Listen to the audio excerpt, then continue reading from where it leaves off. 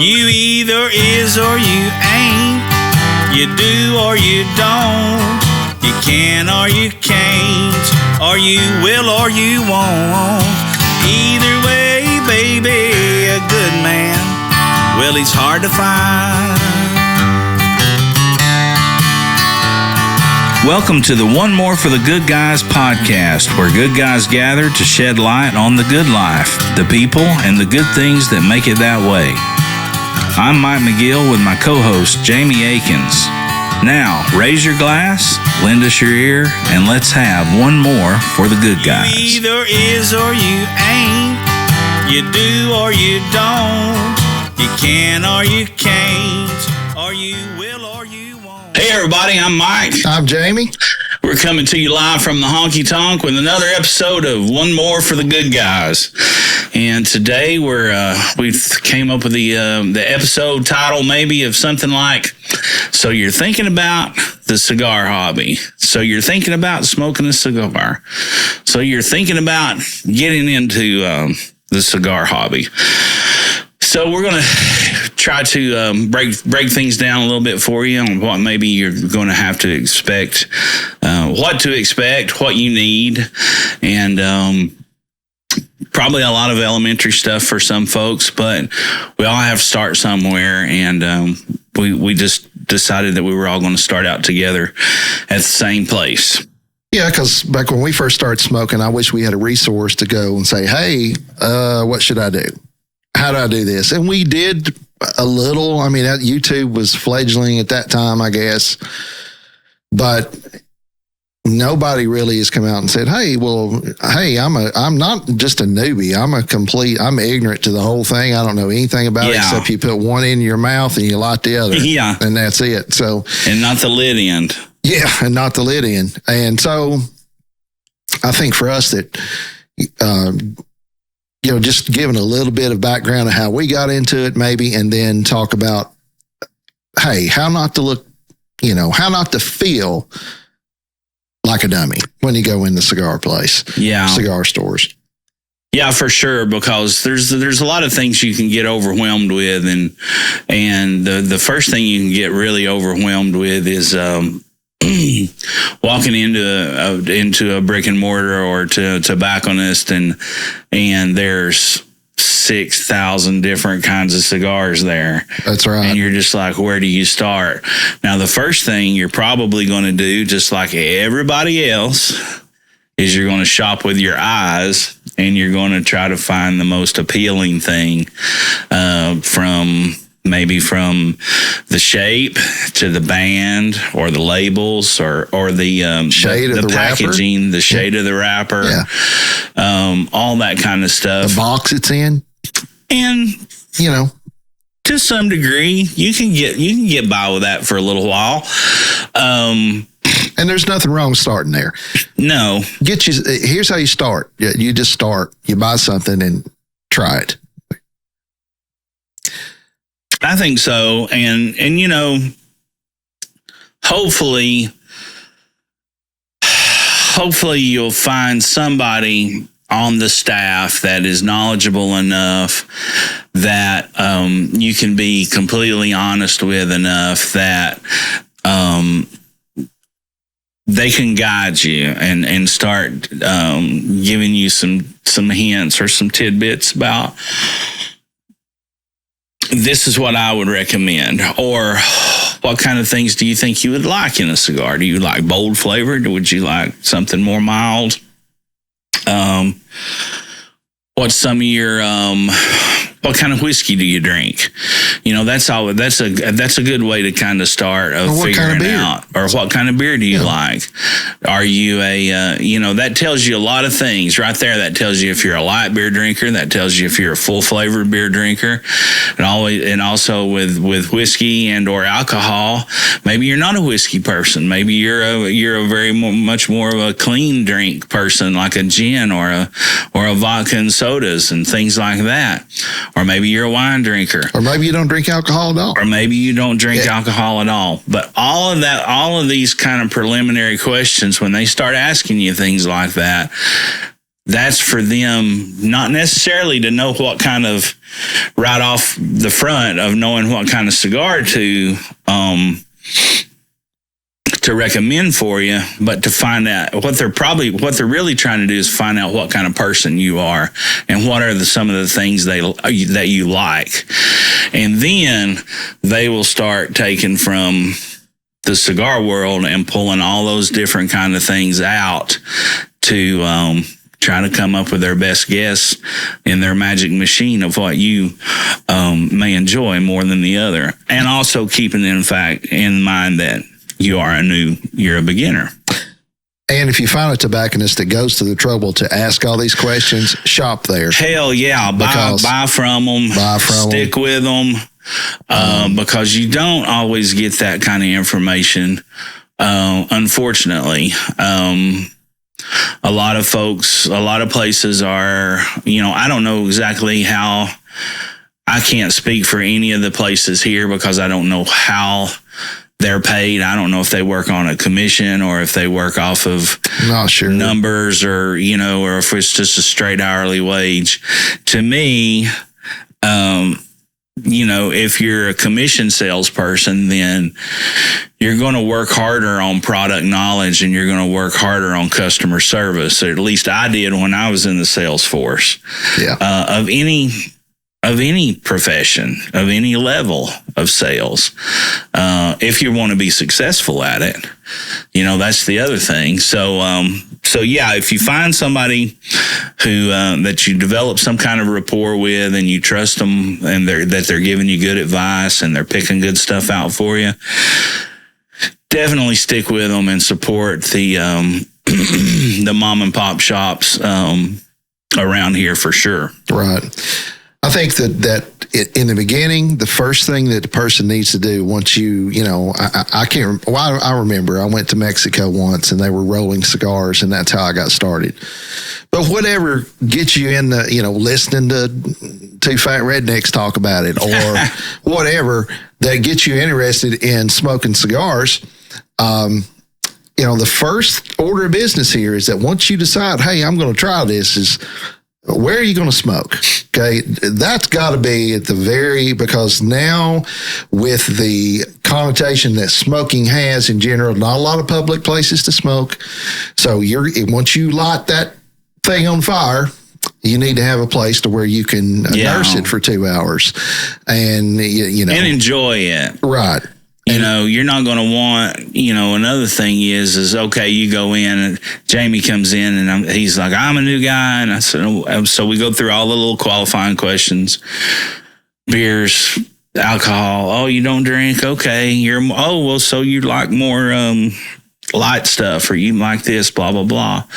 Where are you thinking, yeah, and I'm wanting to pick up 3 or 4 cigars for me and my buddies. We're going to go play a round of golf. Well, if I'm obviously a salesperson, I want to try to sell you the thing that I can make enough money off of, right? Or the most money off of. But is that one-time sale worth more than having a long-term customer? To me, having somebody that has that rapport, has that trust built up in me, then I know I'm going to get to come back the next time that they go play golf, because instead of dropping $40 for their foursome, they've only dropped 28. Right. I've sold them 4 sticks at $7 a piece because you're smoking outside. You're probably not going to want to smoke your tip-top best cigars outside. Well, yeah, and about that, and especially like golfing and stuff in the cart and the wind and the humidity since we're talking changes to and all that newbies stuff. here, the reason you wouldn't want to do that, brand new cigar smokers, several reasons. One, all that good smoke that you're supposed to be tasting is blowing past you on the cart. Yeah, it's out. It's gone. That's worthless. You get no room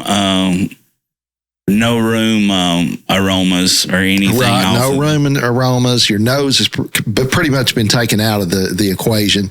And your nose is really important because that's where think wine. 80% of your, I don't know if that's an accurate number. I don't fucking know. Okay. Well, you can't taste if you can't smell. Right. Very much. And very much like wine. COVID proved that, right? Absolutely. So if you're not a believer. Yeah. So you find a place to smoke, and then my second recommendation is to do like Mike says and go to a local cigar shop. Don't get online. I know this is online. Don't mean about this. Okay. But if you start listening to everybody's reviews up front before you have a palate and say, oh, I like this or I don't like this, is it the same thing as getting on Rotten Tomatoes and only going to the movies that are 90 and above? Yeah. Because somebody else said so. That's a good analogy. Okay, so you don't want to do that. So go to a cigar shop and look around. Yeah. Sometimes they'll come in the humidor with you and ask you, and don't be afraid to say, hey, I don't know anything. Yeah. Okay.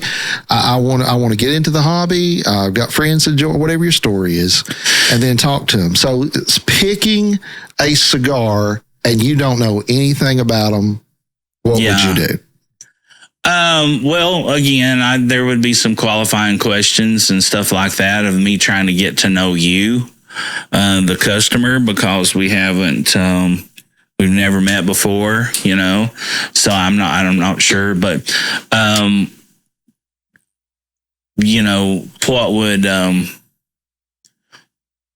now what's your question? What would I do? Yeah. Or how would I help them? Or what would I recommend? You're a fly on the wall and a newbie walks in. Okay. What would you say? Hey, guy, gal, try this. Yeah, I would, if someone was asking me personally, I'd have those qualifying questions, and then I would start something very middle of the road. If I felt like this person was a big personality, or I felt like maybe they answered the questions to where they lived life a little more to the full side of things, I would probably start out with a very middle of the road cigar. But I would also start out with something that was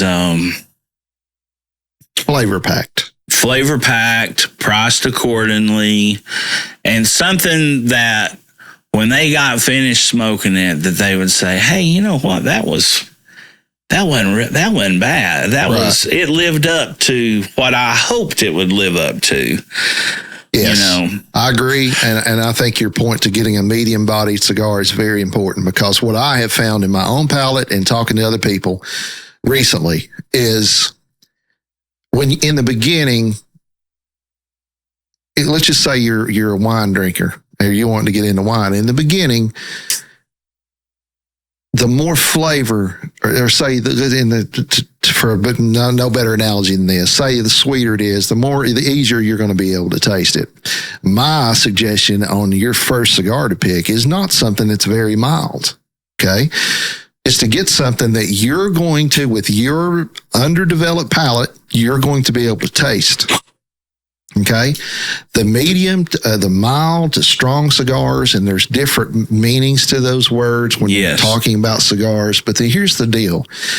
Anybody can smoke a very strong cigar if you're not over puffing, you're hydrating yourself, and you're taking your time. Even cigars, people that have been smoking for years, like us, there's been times when we'll have 3 or 4 in a row, and I get a little bit, getting a little buzz, and I'm starting to get a little sick. So, but you can handle a strong cigar if you're a beginner, if you will just take your time with it. Okay. Yeah. And you're going to get, in my opinion, more flavor in the beginning in a medium to full range. Yeah. And, and that power, what we're talking about, and when we're talking about medium to full, we're talking about flavor wise. We're not talking about strength. Right. That's a whole nother animal. And so I want to hit you with something that's going to be probably a little lower in strength, but it's going to be right in the middle of that flavor wheelhouse, that you're not going to be You're not going to be over nicotined, but you're going to be able to, you might not be able to describe what it is or what you're tasting, but you're going to taste it and you're going to be like, oh man, that's really good. Right. That's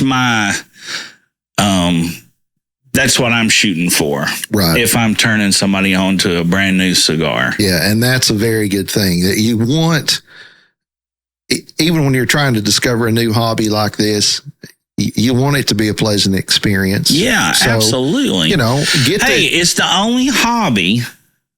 Think about it this way. It's a hobby that you're going to get into and you're going to set your hobby on fire. That's right.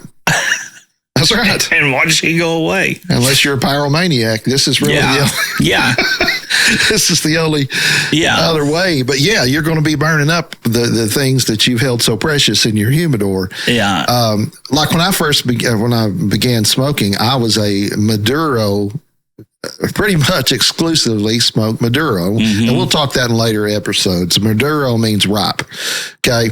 Traditionally, a Maduro wrapper is not this color. It's very dark. It's more like this one. More like this one. Yes.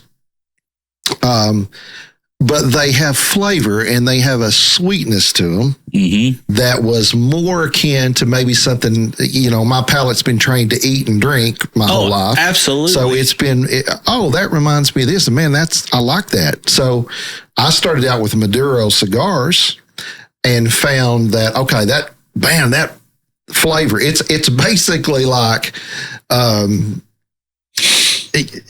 the difference in eating,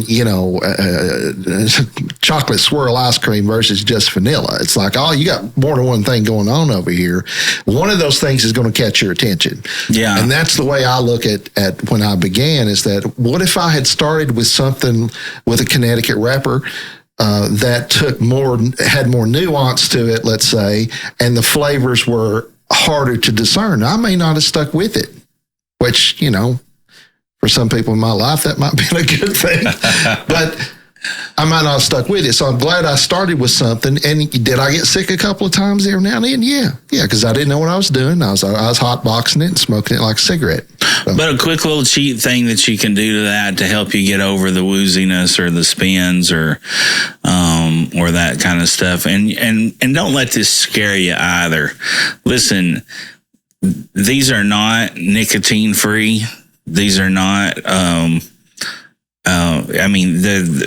tobacco plant itself, its Latin name is nicotine, I don't know the proper pronunciation off of all of it, but nonetheless, if you find yourself getting a little woozy, a couple little tips you can do. Make sure you've had a good meal. You've had something to eat. If you start getting a little woozy, get you some sugar. Get a soda. And if you want it really hit you pretty quick, just get you a little bit of something sugary and put it under your tongue. Yeah. It's going to straighten you out. It's anything to be afraid of. The thing with hand rolled premium cigars, and I know this seems like you're going to be drinking from a fire hose, but we'll try. We're still in the picking your cigar, but we're just on a tangent. Right. We're just on a little bit of a thing, but what was I saying? Okay. So, a premium hand-rolled premium cigar, such as what we're smoking here today, and which you always smoke, is the most unadulterated form of tobacco that you can pick. That's right. That you can choose, that you can smoke, that you can chew, that you could have anything to do with. A nicotine percentage in a premium hand-rolled cigar, for the most part, there's some that are more than others, and there are studies and numbers to prove this, but it is a nightshade family member. Guess what else is a nightshade family member? tomatoes. There's as much percentage of nicotine in a tomato as there are in a hand-rolled premium cigar. In some blends. Now, some of them use different parts of the plant, and you're going to get a lot more strength. And strength is what we're talking about. When we say strength, we're talking about nicotine level. Right. Strong. That's where you'll get your sickness from. Right. Over nicotine in yourself. And when we're saying full flavor or medium flavor or light, mild, medium, full, we're talking about flavor notes, not strength. So don't get those two mixed up. Right. And along with what Mike's saying is this: if you've been a cigarette smoker, everybody's been around cigarettes to some degree. A million times more. Yeah. Nicotine, cigarettes are loaded with things to make you smoke more cigarettes. Yeah. I read that something that said cigars are probably the purest consumer good that humans partake in. Yeah. Because there's nothing in this except tobacco. Yeah. And all they do to do different things as they ferment these, as they're rolling, as they go through this process, of from farm to table, if you will, to still a thing, but from the field to the shop or field to your hands, it's as organic as it gets. It's as organic as it can possibly get. That's right. Absolutely. And basically water. Yeah. Juice. Different little things certain manufacturers do to get some things out of their tobacco to help it ferment and cure and get to where they want it faster. So, my cigar of choice for a newbie, if someone, and I really wanted them to experience something really good, I would I have three choices. So I would probably start them out with a La Aroma de Cuba in a Robusto size or a Rothschild size. Now, what that means to you guys is the Robusto size in that cigar is 5 inches long, and it is 52 or 54 inch ring gauge. Yeah. You explain what the ring gauge, how that works. To interject here. That first number is the length. To interject here with what he's saying, there is a standard as far as lengths and sizes and things like that. But there's not. And here's what that means is that, okay, the standard way, to use our terminology, the standard way to do, to play this song is this way. Classical music, let's say. If you deviate from the page, your teacher's smacking you in the hands. I've had that happen. Whereas an improv piece or a popular piece that we might play is more given to, okay, you can deviate here and there or whatever. So the sizes of cigars, Churchill is standard 7 by 48, but some make a 7 by 47, some make a 7 1/4 by 47. So it's a generality. Some make a 7 by 50. Yeah. Or a 52. It's a generality. Or a 54. And when Mike's talking about ring size, okay, very easy to remember. Just like a ring on your finger, okay? That is the diameter of a cigar. Okay, diameter, go back to geography, is the line that goes all the way across. Okay?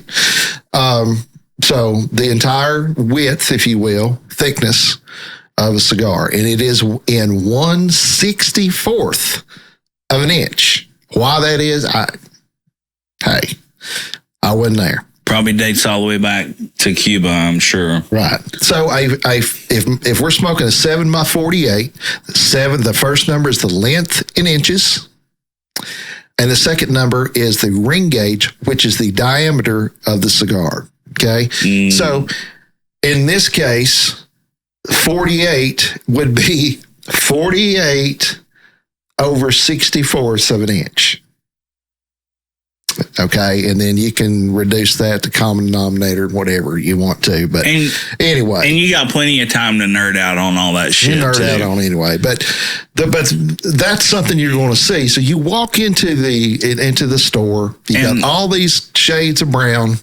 You might get lucky to see a brown and a green. Candela wrapper. That's true. But you see all this stuff. Or a barber pole. Right.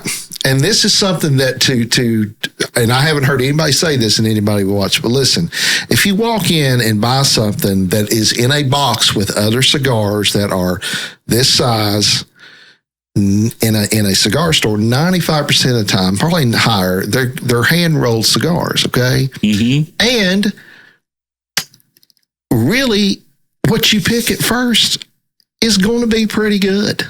Really. Okay. Yeah. These people are in business to sell cigars and they keep the ones that they sell. Yeah. So, there's not a ton of, like back during the boom, like back during the 90s or the early 2000s, there's not a lot of bad ones out there. Oh man, I think the products overall, the cigar industry products are better now than ever. Yeah. I mean, everybody just about makes something great. Yeah. So just go in there and don't think, oh, well, and I'm one of these, oh, well, I spent that money and then I don't like it. Well, okay, then quit. You quitter. Stop. Don't ever smoke again. The reason I started talking about size, getting back to that real quick, and why I would suggest these two sizes for a new person, a new smoker, is because the smoking time on those are going to be much shorter than, say, on this cigar. Or this one.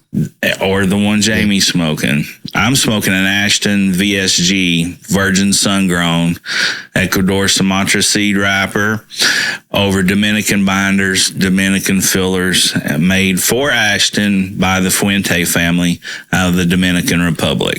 And one of the finest smokes you can get your hands on. Mm-hmm. I mean, it is just...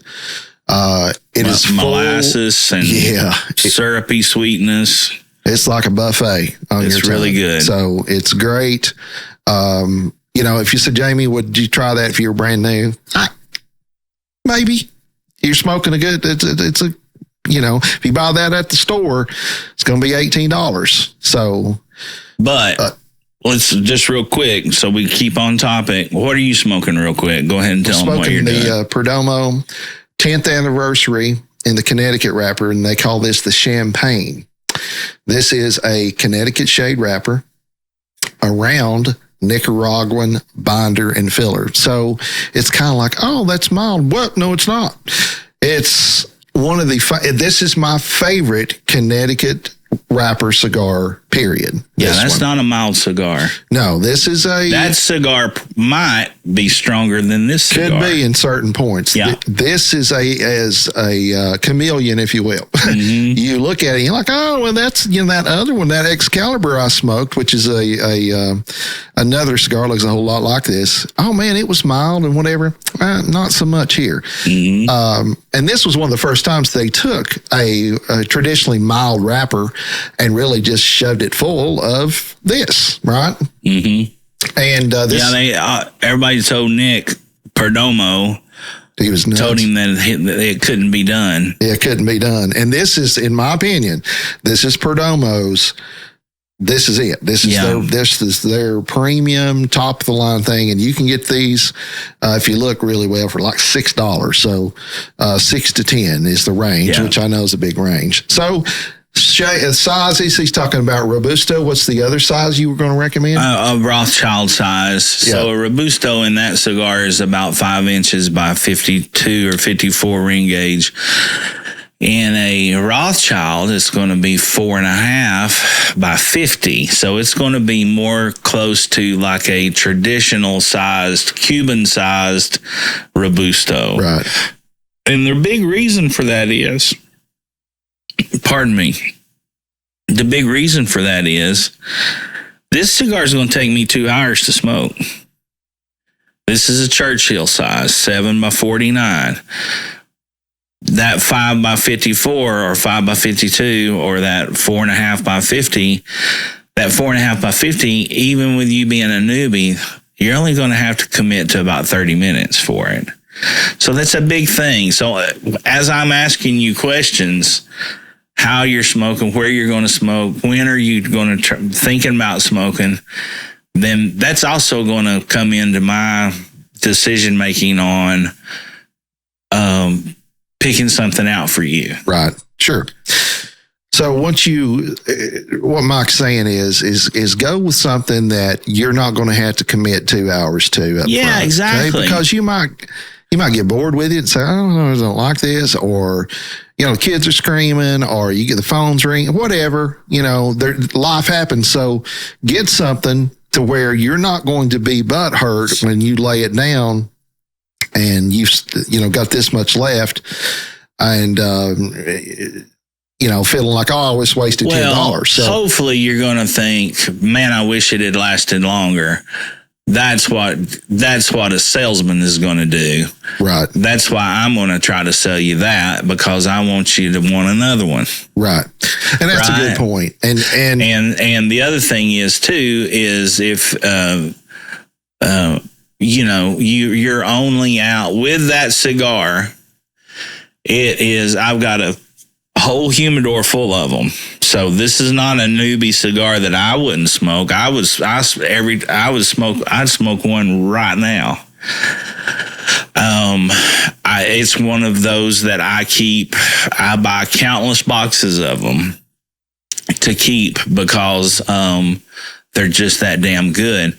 And economically, they're going to be under $10.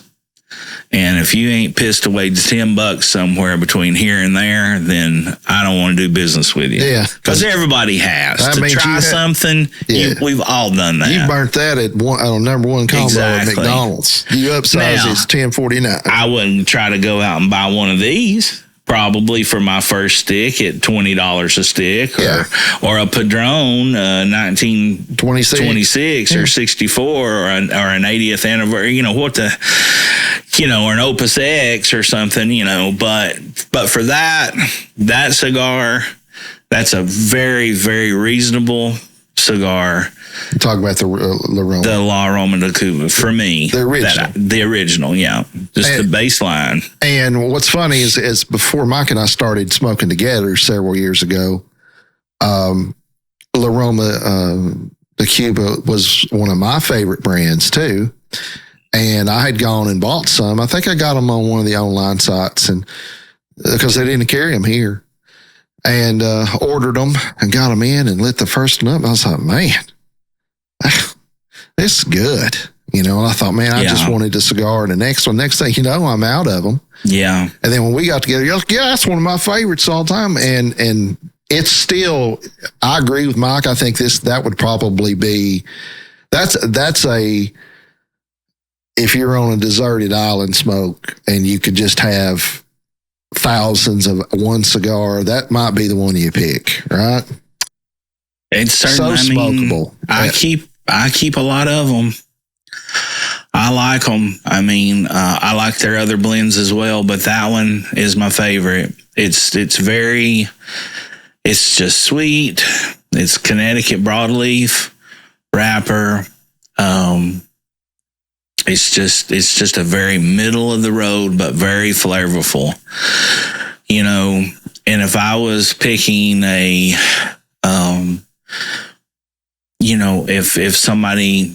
if I felt like somebody wanted a Connecticut cigar, a Connecticut wrapper cigar, I may pick that champagne out for them if I felt like they can handle it, but I would probably get it in like the petite Corona size, or maybe a Corona Gorda. Right. So it's a little less intimidating, and it's a little less time consuming. And a little less expensive. That's correct. But if somebody's, if maybe it's a female and maybe she's not a smoker at all and she's wanting something and on the mild side, then I would probably lean towards, if I had them in my shop or in my store that I could get them, but out of my humidor, I would give them, her or him, one of the Villiger Connecticut creams. Yeah. Very, very mild smoke. Aptly but named. Lots of flavor. Yeah, like lots cream of flavor. coffee with good sugar. Yeah. Kind of, like a hint of good sugar kind of smoke. Graham cracker. The only problem with those is that you just can't get them local. You got to, I've never seen one. They may have them, but I've never seen one. I think, is that your two? As far as Connecticut? That would be from the mild end of the spectrum, the medium end of the spectrum, and then if they just wanted to stand up when they pee-peed, yeah, and maybe they're a cigarette smoker who has quit or it can handle that, handle that strength, then that's something you don't spend a lot of time thinking about what you would recommend for somebody on a really bold flavor profile. Probably something, if they really wanted to, maybe like a Huella de Nicaragua, the 1970 Antonio, or maybe an Undercrown. Melanio. A Melanio, but I still find those very mild. Not mild, but medium. Yeah, but flavor. Bam. Oh, yeah. Big time flavor for sure. Flavor for sure. I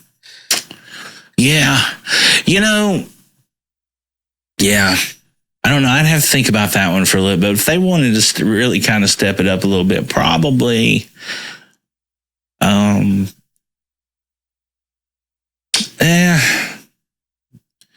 maybe something. A good one would be a Flor de las Centillas. Oh yeah, of my father, Flor de Centillas.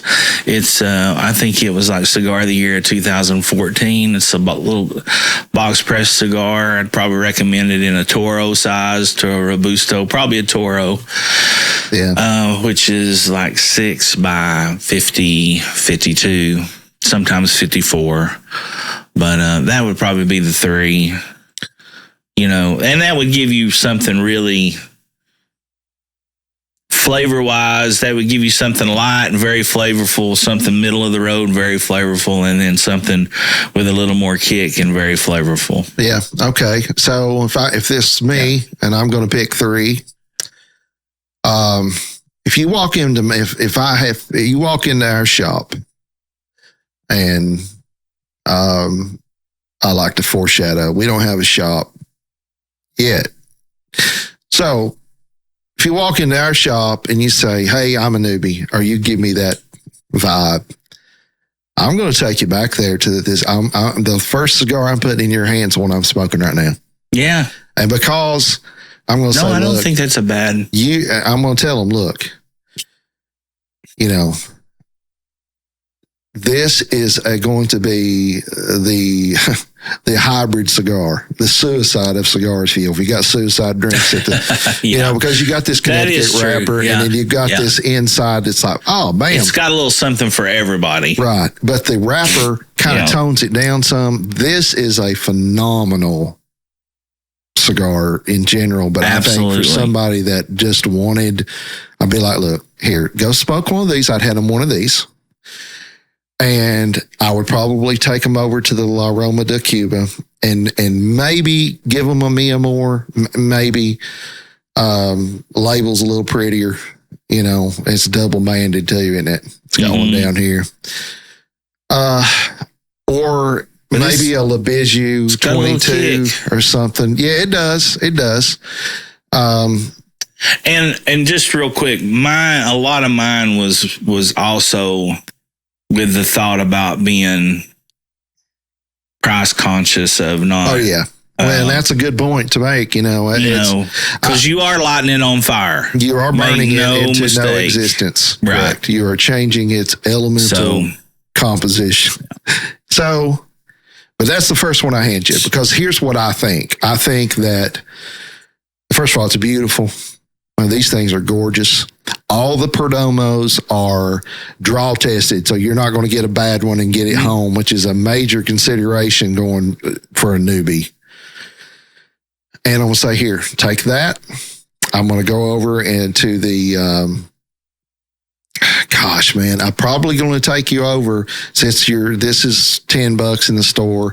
I'm going to take you over to the Padron boxes, but I'm going to get you in 1,000. Yeah, there you go. 1,000 series is a series. We'll say $10 is our right $10 threshold. Yeah, so I'm going to take you over $11. Right, I'm going to take you over to the Padrones, and I'm going to say get one of the round. Here's how the big difference. These are these 1,000 series into the Padrones are all round and not box pressed. Well, they're not as I would say they're soft box pressed. Yeah, they're soft box pressed. Yeah. But I'd get you a Padron 7000 and be like in a Maduro and be like, here you go. Because here's why. Lots of airflow. You're going to get lots of smoke. Yeah. You're going to get a ton of flavor, and then you're going to be like, God almighty, that was $300 a box. What am I going to do now? Well, and then you're going to smoke this bad boy, and you're going to expect, cream in my coffee kind of flavor, but it's more like cream and hot sauce in your coffee, kind of. And you're going to smoke that. And the third thing I'm going to get you. Not literally. You're not going to taste hot sauce in this. No, but it's just got a little bit of pep, a little bit of bite to it. Yeah. So you've got that. You got a Padron 7000 in a Maduro, and then you're going to do that size though. 7,000. Yeah, that's a big fucking cigar. Yeah, I know. It is big, but I want you to have the experience. I'm going to get you a Robusto in this, but in that, I want you to be able to. Okay. I'm going to say, look, once you try this, try this where you got 2 hours and you can see it. Yeah. And listen to music or whatever. Look at your phone. And you're not doing that. Yeah. And the third one is one that really kind of took me away from being like Maduro only guy and turned me into liking everything else, really, or at least being willing to sit with one and determine, okay, and that's probably that CAO Brasilia. Oh, that can be that can be a strength. That can be a strong cigar, though. That's right. But I started with those in the new stages, and it was just like, oh man, this tastes so good because it's got intense flavors to it. Whereas, like all the other things we talked about over the years and on the podcast, and even this to some degree, they're more nuanced in their flavor profile. Maybe not so much the VSG, but a lot of the things we smoke now, you would think, then you start mild and then you work your way up to full flavored. And mild, or mild flavored versus mildly strong. Okay, and I just disagree. I think that what you do is that if you're going to try something and want to get into the hobby and want to know if this is going to be for me or not, get the best thing you can afford, and then don't get snobbish about it. And we'll talk about this later, because a cigar doesn't have to be $10 to be a great one. It's just not true. Okay. A lot of things get popular because they get awards or whatever, and then they go up in price. But you don't have to buy, just like you don't have to buy a $200 bottle of wine to have a good bottle. Right. Yeah. So same thing with cigars. So don't get caught up in, oh man, this is going to break the bank, because. And when we first started I'm glad you brought that up, because when you and I mean, we've known each other for many, many years, but when we found out that we both were enthusiasts about cigars, I was in a completely different tax bracket. You know what I'm saying? I couldn't afford that stuff. I mean, I started I'd get a really nice one every once in a while, but I kept a lot of cheaper cigars. So my MO and it really probably created a lot of my passion and a lot of my desire to be educated about it, was to find the best bangs for the bucks. Right. Yeah. And there's nothing wrong that's with not that. saying he's Mr. Warbucks and he can afford all that stuff. It's just there's Audis and there's Hyundais. It's economics. Yeah, right? I get it. And one thing, though, that you learn by doing that is what I just said before, is that you can get a great cigar for $5, a great one. Okay. And when you start wanting to buy things in bulk and you start deciding, okay, man, this is something I really like, and like we did, and like thousands of others, then you're going to start looking for deals, and you'll find that the price per stick count goes way down if you look hard. So, yeah, that's where you start doing, and we can't go into a lot of that. We can't tell you all those sites being on YouTube, but that's where you just start using your you just start doing your homework. You start doing your research. You start watching some other channels, start using your head for more than a hat rack. Yes. There you go. Very much so. And you'll find those. Now, another a little pro tip for you, if you let's say you do get into it and you're like, well, what am I going to need? Yeah. Now you got your cigar home, right? Is this where you're going with this? And hopefully you've had a salesperson that didn't care if he looked cool or not and ask you, do you have a lighter? Do you have a cutter? Right. Do you have fluid? Or do you need a lighter? Do you need a cutter? Do you need fluid? Right. Because you're going to need those things. Definitely going to need those things. And listen, we've got, this is a cheaper cutter. I got this from one of the online stores for a promotional deal that they threw in a free cutter. I have cut thousands of cigars. Yeah, got one just like it. They work just fine. The little black plastic ones, the cheapies they give you for you starting out and what you're doing, they will work just fine. Yeah. Don't think you have to go out and get a Cigar triple blade double black kung fu chopper. Yeah. You don't have to do that. As well as you don't have to go out and buy a DuPont soft flame lighter for $2,000 fucking dollars. Are you kidding me? You don't have to do that. The cheap plastic ones, and tell your guy at the store, hey, I need a cheap cutter, something to get me started. And a throwaway lighter. And I need a throwaway lighter. Because you might smoke this one. And I can tell you if the lighter you get, and you can get this online, or you can buy it at that store if you want to try to support them as well. But Vertigo lighters work. They work all the time. Period. They work all the time. They're very economical. You can get a 2 or 3 pack of them. And I would recommend just going ahead and buying your butane from the guy at the store. Yeah. Don't skimp on the butane portion. And it just the lighter, the cutter that Mike showed you, that's a guillotine cutter. Okay. Yeah. Straight cutter, you'll hear some people call it. It's the most common kind. And the lighter uses butane for fuel as opposed to the old lighter fluid. Lighter fluid, yeah. And the reason is because theoretically, lighter fluid lighters change the flavor of your cigar. Okay. And once you decide that you're going to get into this, you can do it a number of different ways. You can light with matches. A lot of people do. Yeah, I do sometimes. We had our guest, Jody. That's all he uses. That's all he uses is matches. Which I think's cool. Yeah.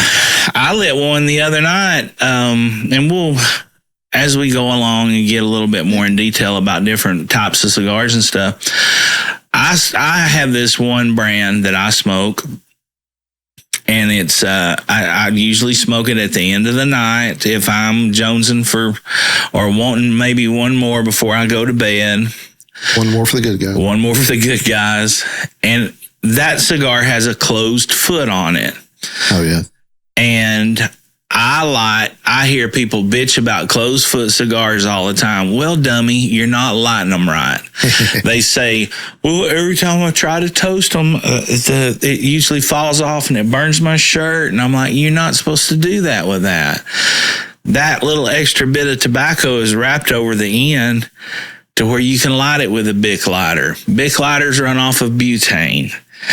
They are just as clean as these. They may not look as cool. Some people may tell you otherwise, but you can. If you're in a pinch, there's a lot of different ways you can light a cigar. Okay. And that is not wrong to light one with like just a regular old Bic lighter. Don't ever light one with a Zippo. A real Zippo, unless you got a butane an insert like Jamie carries one that's got a butane insert on it. Yeah, I'll just put that right there. This is the Zippo right here. Yeah. He's such a dick. The only reason he's showing you that is because he's got the damn New York Yankee symbol on the front. Oh, God. What a prick. Yeah, works every time. Any rate. I like lighters that are winners. I mean, I just do. So you got a cutter, you got a lighter. So you bought that one in 98? Is that what you're telling me? 95. You asshole. That's right. So you got your cutter, got your lighter, got your fuel. Now here's something about the butane itself. This may be me being silly, but there is a difference in butane that you buy. And it's not in the butane itself, it's in the container. Because when you light, this is this looks fancy, but I got it for free, I believe. No, I got it as a gift. For the butane, because you're putting it in as a liquid, you hold the can or the container upside down and you stick a nozzle into this. The big difference for me in the butane is the nozzle.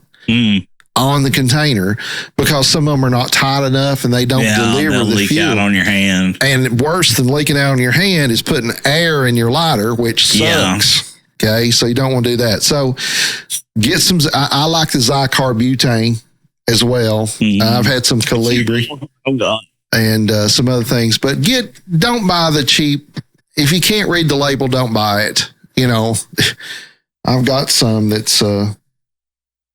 Lotus. That's what I use. Yeah, which is a lighter brand. Too. And that can was $4.99. And that'll last huge. Us. That's lasted me 3 years, 2 years. Yeah. So we're going to talk in a future episode about cutting and lighting and all that. But you got to have your tools. Yeah. And then here's the main thing about this whole process. Okay, you've gone and you got your cigar. You got your tools, you got you a place to smoke. Enjoy it, okay? Because if you're going to do this just to add something more on the plate that's already overflowing, which I'm sure everybody's is, don't do that to yourself. Use that as a reason to go outside. Most of us smoke outside. Go outside. Unless you're at the honky tonk, then you can smoke right here with us. Go outside. Get away, sit down in a comfortable chair and enjoy this, okay? Because you earned it and you paid for it. Yeah. And it's going to do, and all the people, they're going to say, well, you're smoking and you're getting secondhand smoke. Listen, I promise you that the 2 hours or so, 2 hours that you spend smoking this the correct way, enjoying it will add years to your life. Will far outweigh any negative effects that they say may come from secondhand smoke from a cigar, which it will add to your life. That view is not represented on this show. We don't believe that. So, but we always talk about what's one of the subjects that people talk about when they're wanting to when you're talking about your career, you're talking about money, you know, what do you make per hour? What's your salary? What do you know, we put so much importance on that. But how much importance do you put on what your time is worth to you? Or to your loved ones. So, you know, that let's say you're a Rothschild person, or you're a Petite Corona person. That 30 minutes that you get by yourself, with yourself, that you don't have to worry about or think about anything else going on in the world other than, man, that cigar, the burn line's amazing. It tastes so good.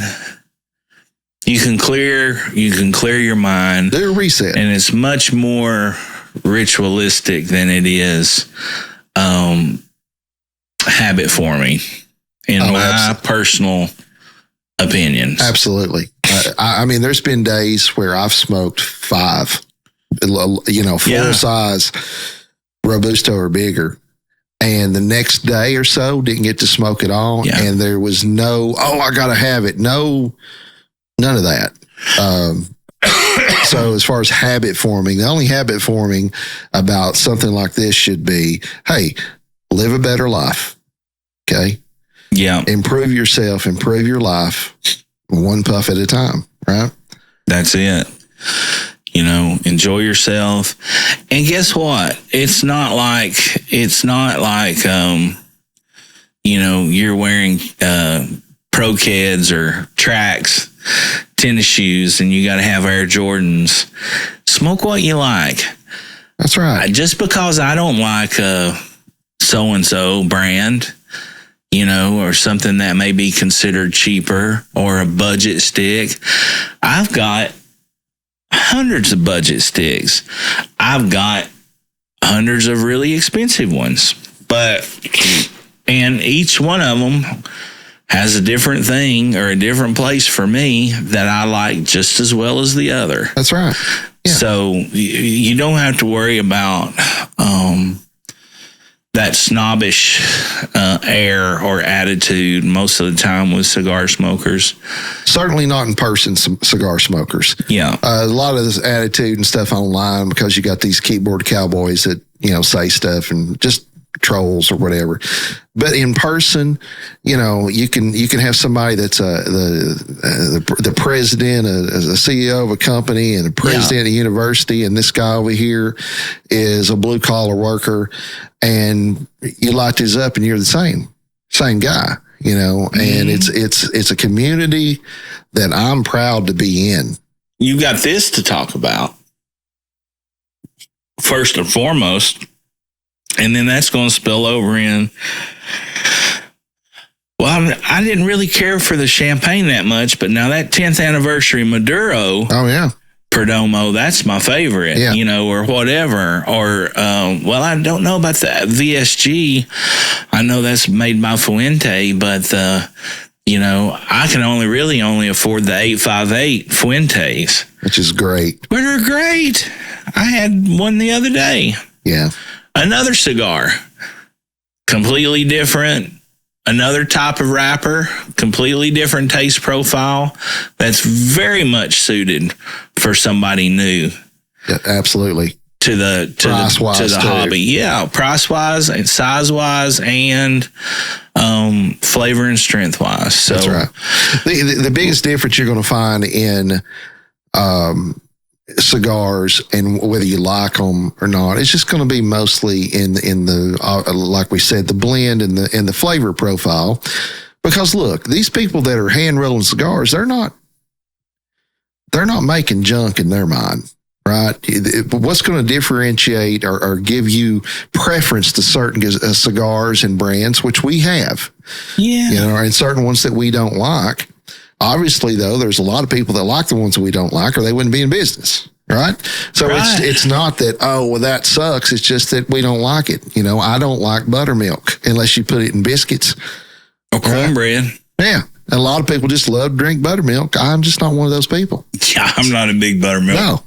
Not in that regard, but yeah, biscuits, cornbread, you pie, buttermilk pie. Yeah, you put that sucker inside some dough, and I'm good. But the other thing is like what we're talking about. So when we again, going back to just completely personal experiences, I was smoking factory throwouts and Drew Estate factory smokes, which are short filler cigars. They're very cheap. I ordered some for a buddy of mine the other day. For his dad, who's in an assisted living center, he still smokes cigars. They're great golfing cigars. Yeah, and I bought them very, very cheap.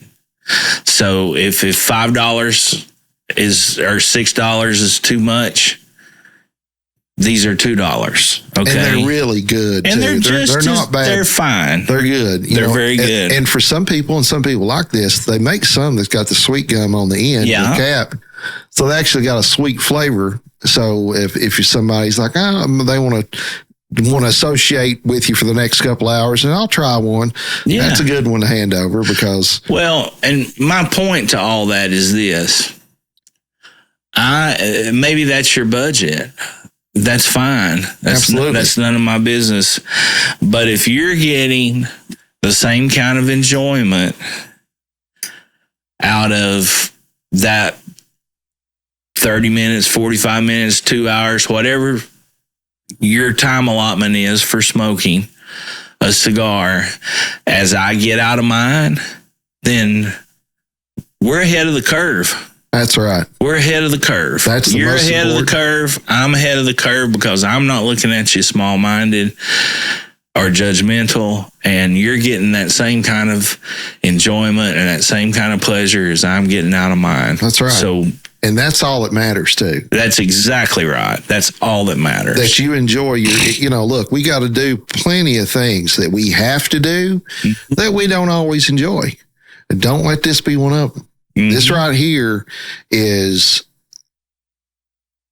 only that, to enjoy it, and to get your body and your mind and your spirit and everything to just settle down for a little bit. Put that phone down, listen to some music, just listen to music or just listen to the birds or something outdoors, Yeah. Give yourself, take an hour and gain a week. I'm telling you. If you very do, much so, you can add weeks and years onto your life by saying, okay, listen, all that's important, but I'm shutting that off for 2 hours. I got to do a reset. Yeah. Okay. It's very meditative. Yeah. Very therapeutic. So I said 3, you said 3. That gets us to 6. Let's add 4 more. Let's do a top 10 for newbies. Okay. Well, I've got mine. I've got one. Go ahead. I'm thinking. I would recommend another wrapper variety. And I would recommend Cameroon. Yeah. And I would recommend there's 2. Both of them are a little different than the other, but pretty much the original is the 858 Florifina Arturo Fuente. They're going to be an $8 or $9 stick. They're going to be in a 6x46, so they're going to be very manageable. They're not going to be super intimidating as far as being a big size. And I think that's a great thing, especially for the palate. To get you on that route. Yeah, and to add to yours, you or the Oliva G. I was going to say, okay, the Oliva G would be the other one. That, and very inexpensive. And tell them, you mentioned different wrapper types. Tell them about the Cameroon and what that's about. Yeah, the Cameroon wrapper. So like this one is Ecuadorian Sumatra wrapper. That one's Ecuadorian Connecticut wrapper. Both have very different flavor profiles.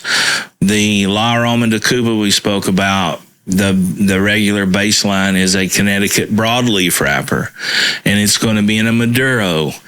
So it's going to have completely different characteristics to it. The Cameroon wrapper is, unfortunately, not a lot of people still do it because of the cost of it And where it's grown. They're growing it in other places too. But traditionally, Fuente and Oliva still get it from Africa, from Cameroon. And it is a different type of wrapper. The wrapper is your outside. That's what you're looking at here. There's a wrapper, and then there's a binder, and then there's fillers. And what he's talking about here, this is not a wrapper. That's a label. Yeah, a label, or some people call it a band. Yes, correct. So the wrapper, when talking about wrappers, it's the outer layer of the cigar, like he's talking about. And the Cameroon one is traditionally grown in the Cameroon area of Africa. And, and it's going to be, Cameroon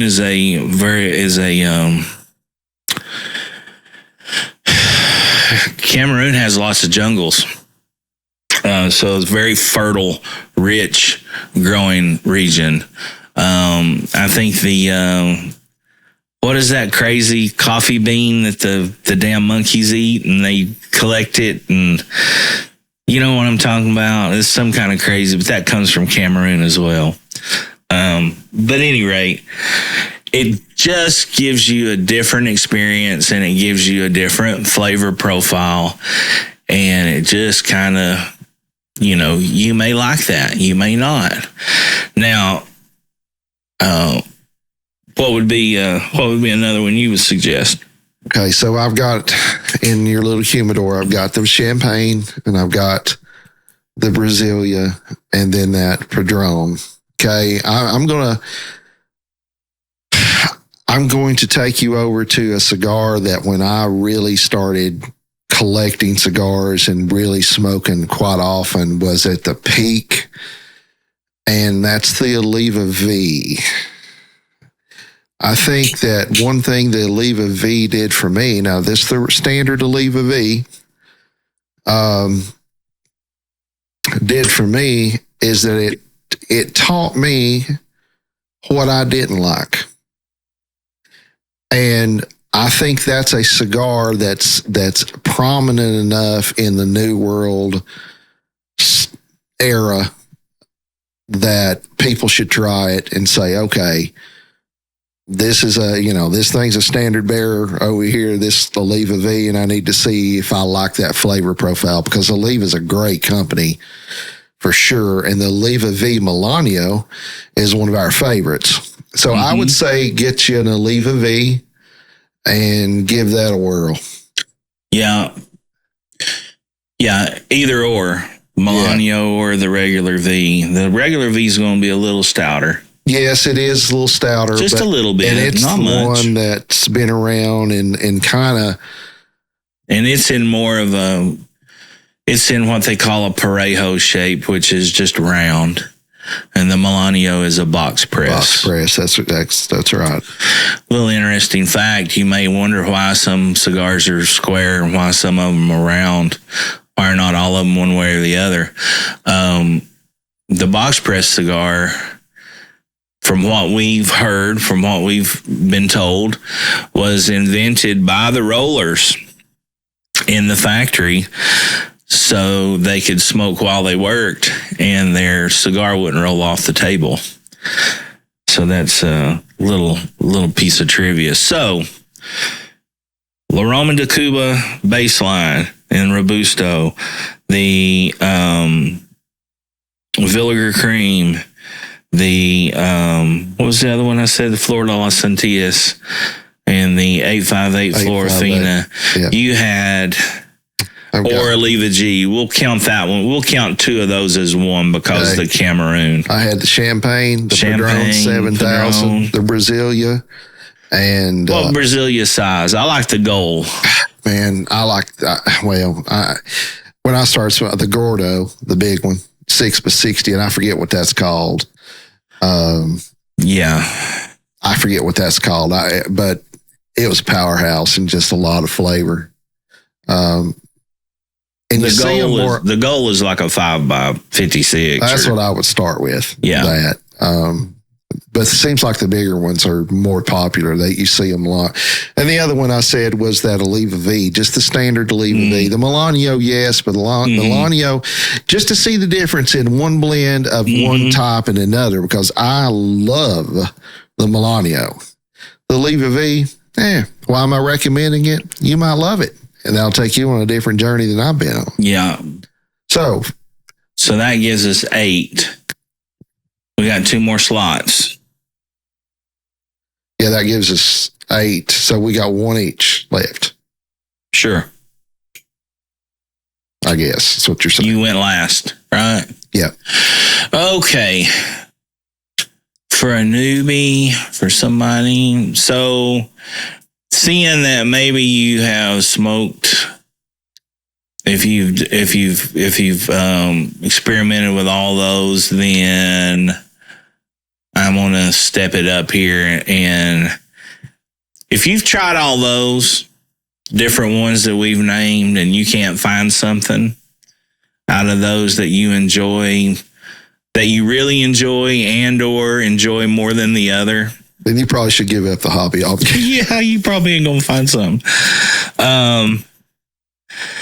Then I'm going to suggest a celebratory stick. Okay. For my pick is the 9 and 10 of something where you can go, oh, wow, that's what everybody's been raving about. I'm going to say,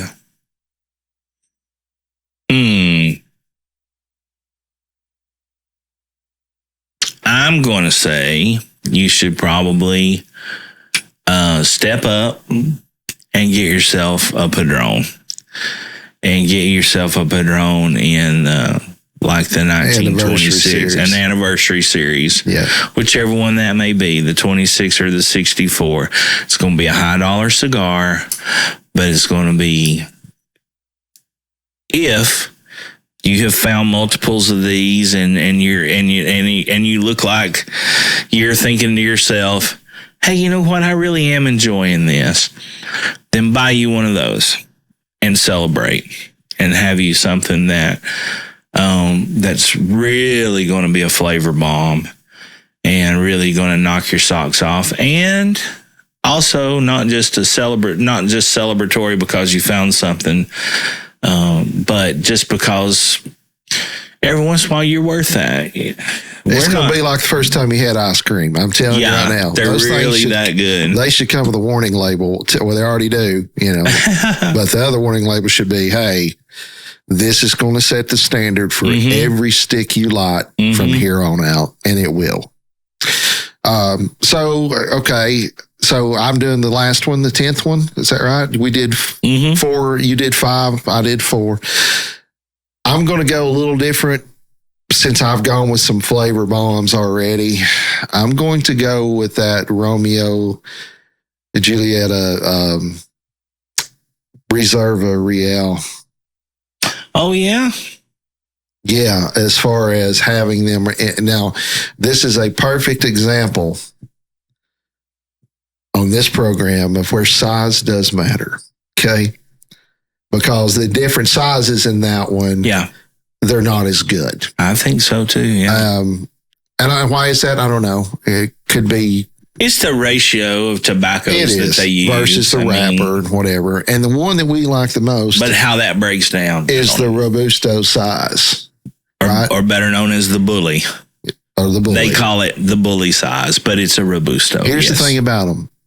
Everybody's got them, usually. Yeah. They're like...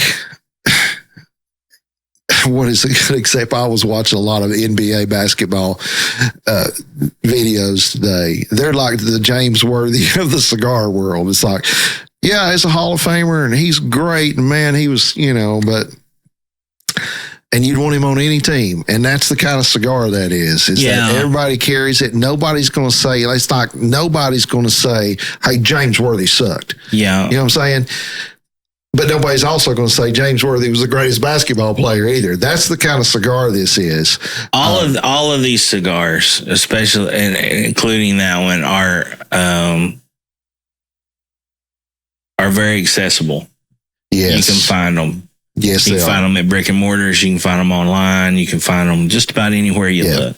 And that's as a newbie, you need to buy local. Absolutely. You need to buy local, and you're going to have an Oliva V in every shop.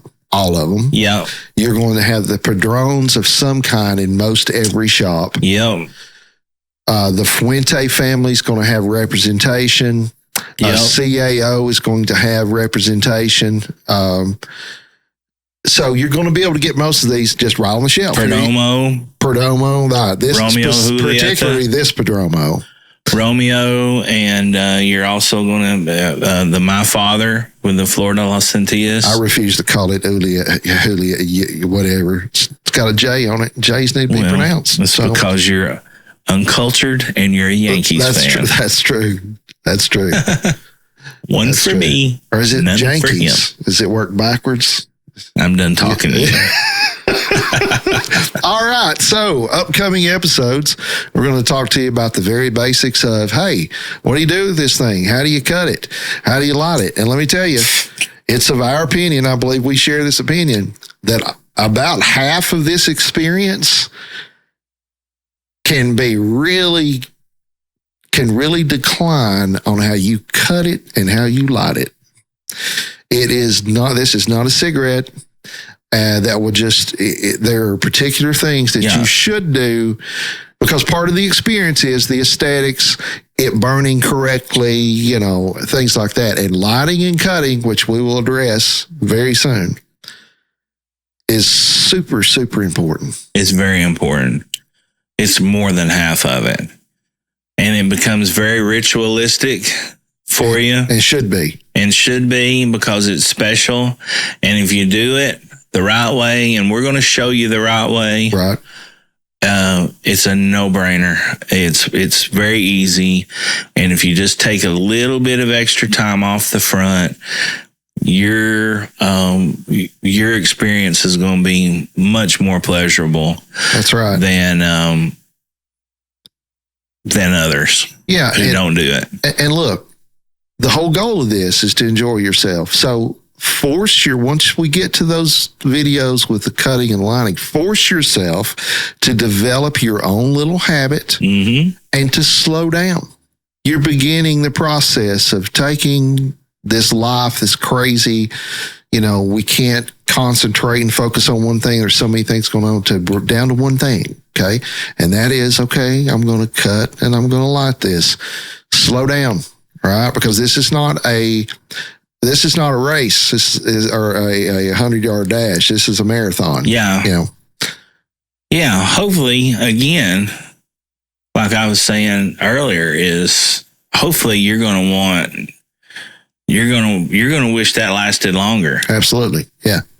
And there has been times and certain cigars and ones that just really blowed my socks off that I smoked it down to my mustache about caught on fire. Yeah, absolutely. And was just like, golly, I can't believe it ended. I didn't want it to end. So yeah, there's a lot of, and again, we've spent how long talking? How long we got up there? Do you see the timer? But we've been on about an hour and 20 minutes. Okay, so we've given you lots of information, and again, you may seem like you're drinking from a fire hose, but I can promise you, once we break down the way you light it, the anatomy of the cigar, and all that different stuff, we're going to make it easy, and we're going to give you the right. We're going to be the correct guide through the galaxy, if that makes any sense. We're going to try to give you the most up-to-date advice, tips, techniques, buying habits, all that stuff to help you to where we didn't have that help when we first started. And that's our goal in this, right? You know, and some folks are going to like this and some folks are going to give two flying fucks about it.